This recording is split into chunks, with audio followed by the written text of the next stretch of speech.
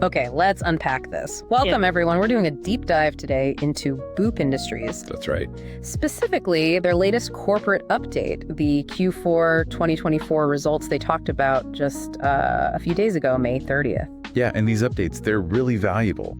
It's where you see if the strategy is actually, working. Right, cuts through the noise. You see project progress, financials, how they really see things panning out. Exactly. It gives you a real sense of their path. So our goal here is simple. Boil down the key info, the big takeaways on progress, and what they're planning next so you get the essence of it. Okay, so let's start right at the top.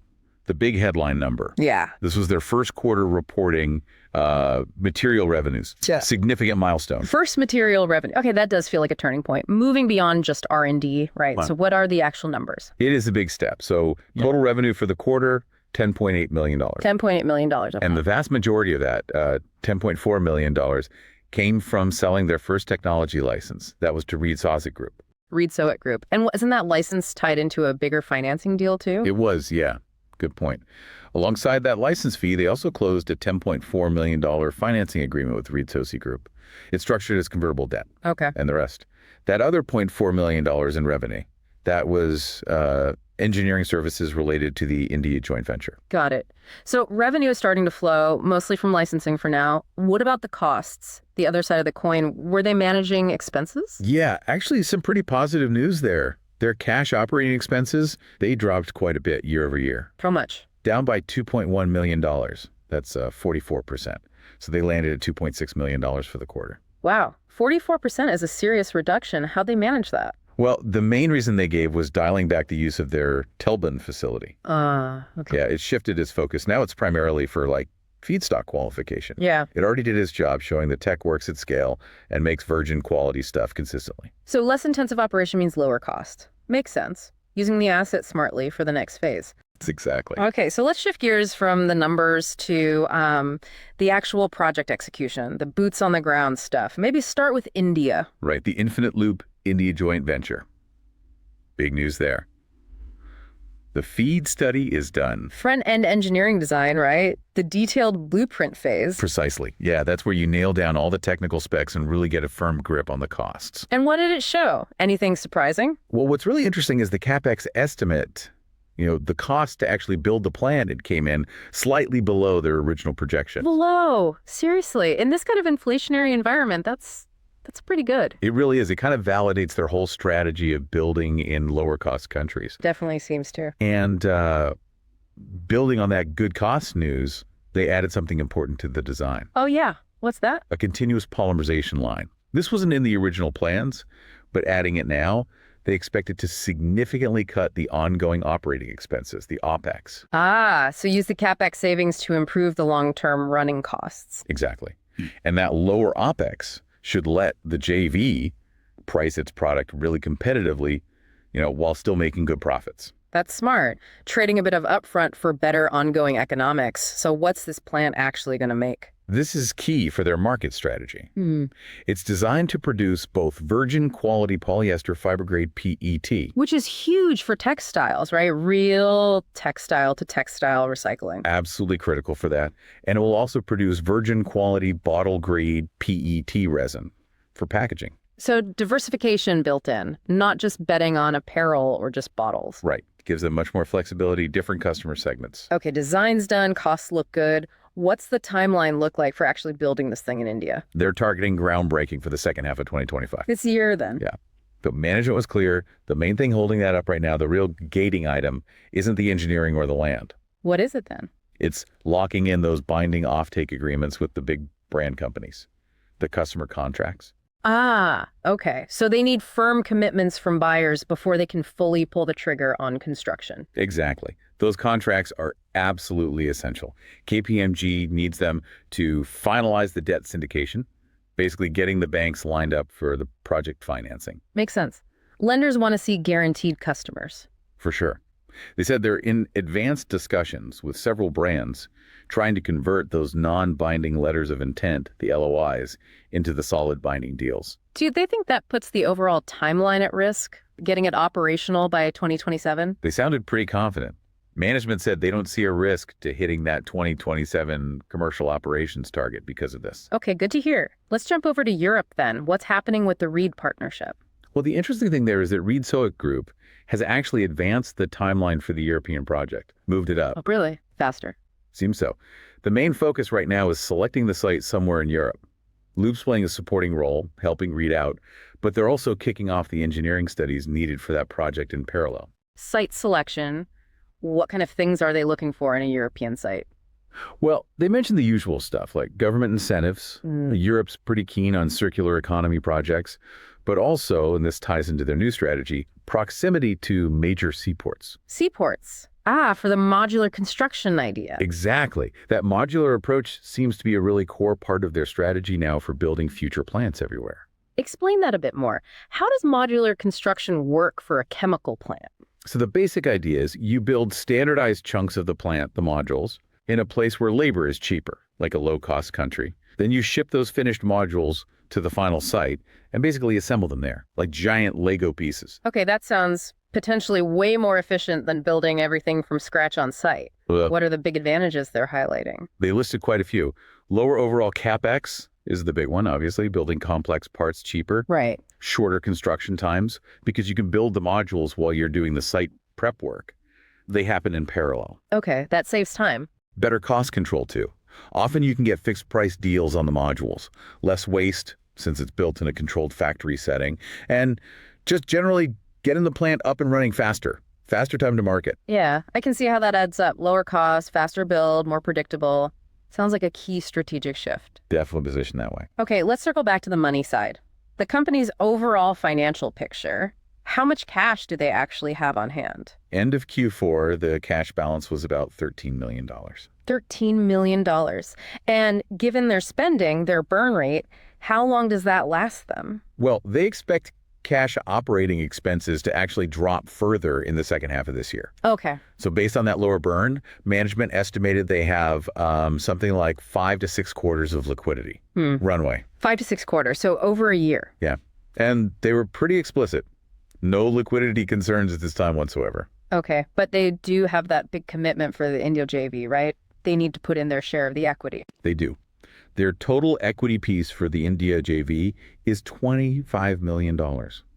They already put in $1.9 million of that in Q4. Right. And wasn't there some government money available too from Quebec? Yes, exactly. There's a $2.4 million financing facility from the Quebec government. It's available, but they haven't drawn it down yet. And when can they access that? That gets triggered once the main project financing for India is all wrapped up and secured. Okay, so let's do the math. $13 million cash, maybe $2.4 million from Quebec later.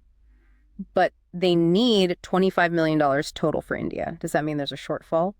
You picked up on it. Yeah. Yes, management did flag that. They said there's a little bit of a financing gap.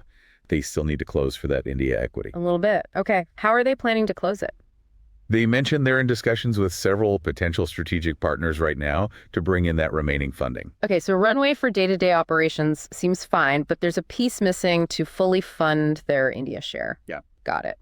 Now, looking ahead, once India is built and running, how does that actually help Boop's own bottom line? This is where the model gets really interesting.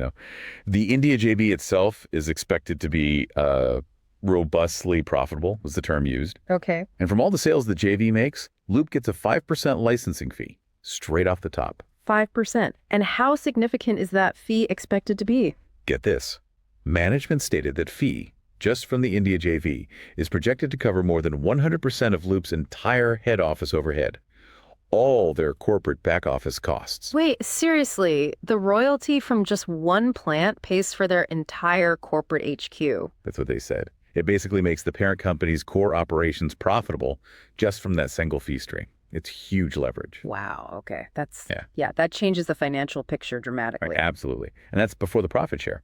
Loop also gets its share of the JV's actual profits, the equity pickup. That adds even more cash flow back to the parent company. And what's the plan for that cash?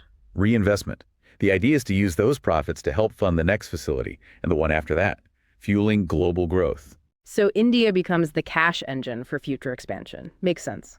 Did they mention any other potential revenue coming in soon? They did. They expect to get significant additional licensing revenue from doing the engineering work for the European project with Reed. Ah, the engineering studies they're kicking off now. Yeah, they estimated that could be in the range of $5 million to $10 million next year alone. So another nice chunk of revenue separate from the JV operations. Okay, let's step back for the big picture. We've talked costs, timelines. How does their tech, especially with this new India cost structure, actually compete out there, say, against traditional mechanical recycling? Right. This is where it gets potentially really disruptive. So that total cost to build plant the installed CapEx, including the polymerization line, financing cost, everything, is $176 million. $176 million. Okay. And they explicitly compare that to earlier project ideas. Like one they had considered in Korea was estimated around $575 million, and that didn't even include financing costs. Whoa. So you're saying the India plant, using this low-cost modular approach, could be like 80% cheaper to build than what they were looking at before. That's the implication, yeah.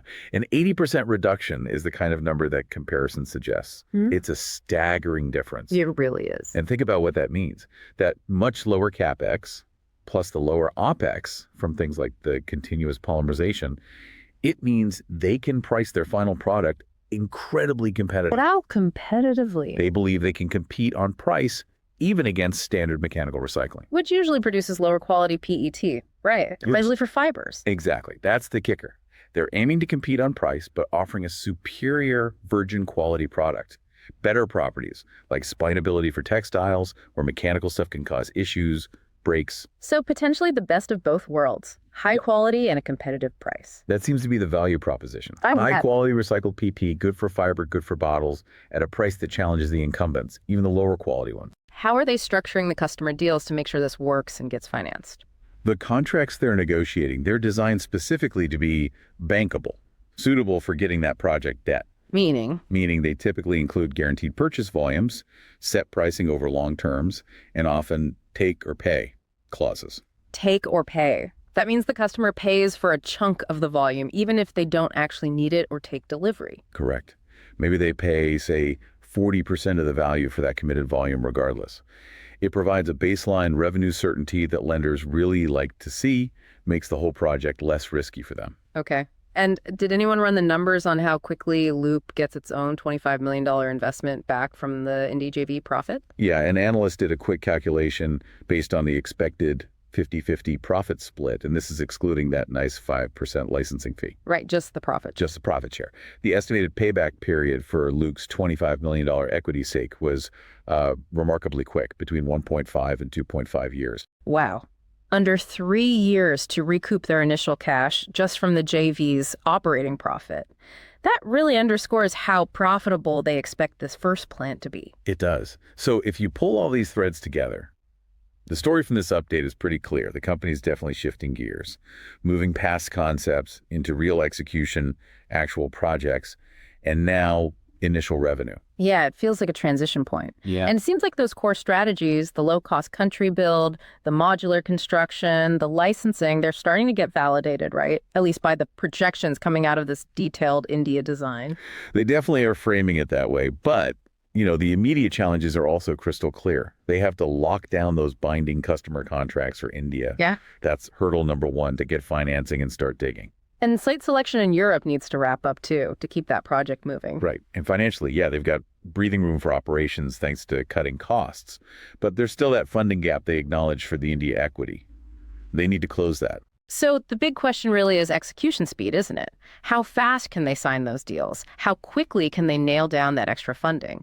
Because the market seems ready for this high-quality recycled PT, especially if it's price competitive.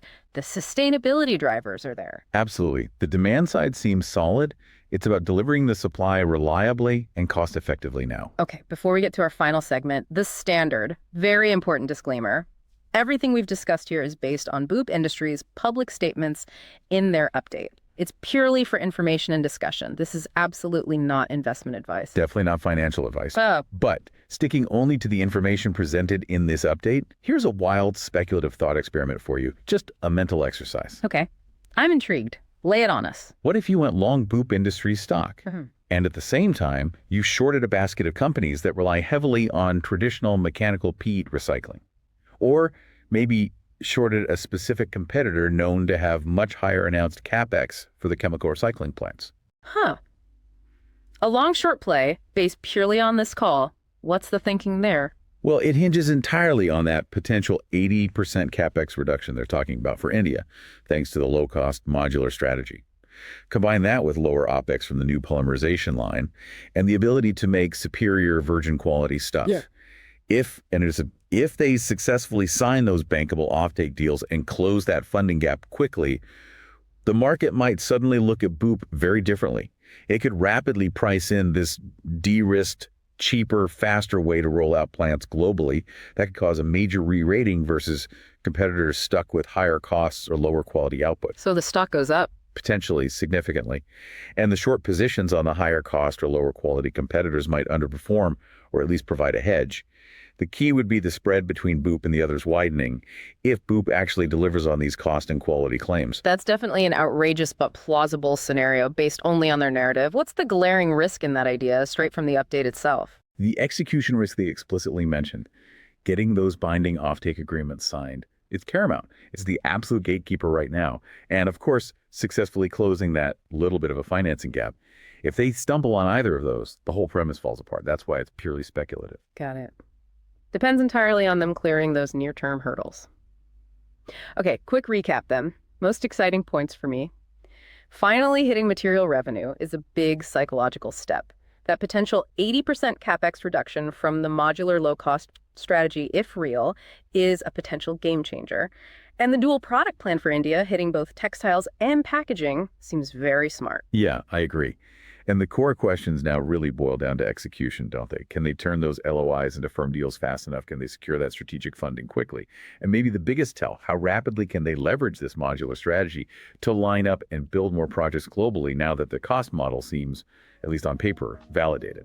Loads to watch. And just one last time, this conversation was purely for informational purposes, exploring the company's update. Definitely not financial advice. Please don't take it as such. But do think about the implications. If a company can deliver virgin quality recycled materials at these kinds of potentially lower costs for both major PET markets, how might that shake up the entire recycling landscape? That's the really interesting strategic question this update leaves us with.